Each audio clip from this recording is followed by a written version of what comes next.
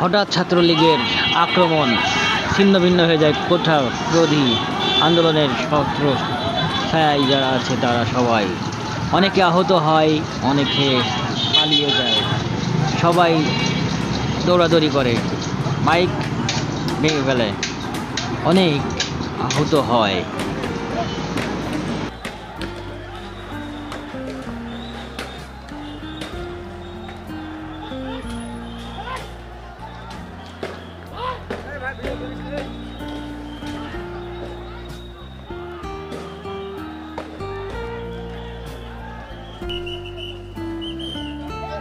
ঝিনাইদহ অনেক চেষ্টা করে পুলিশ ছাত্রলীগের ছেলেদের নিয়ন্ত্রণে নিয়ে আসে।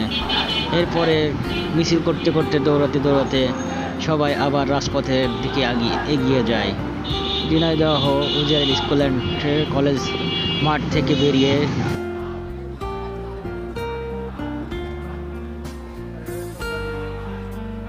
ঝিনাইদহ উজিয়ার স্কুল অ্যান্ড কলেজের বাইরে থেকে যারা আন্দোলন করতেছিল কোটা বিরোধী, তাদেরকে ধরে আবারও মারধর করে ছাত্রলীগ কর্মীরা।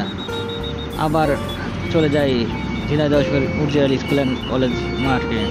সেখানে তারা ঝিনাইদহ জেলার পুলিশ সদস্যদের কারণেই আজ অনেক বেঁচে গেল কোটা আন্দোলনকারী কর্মীরা।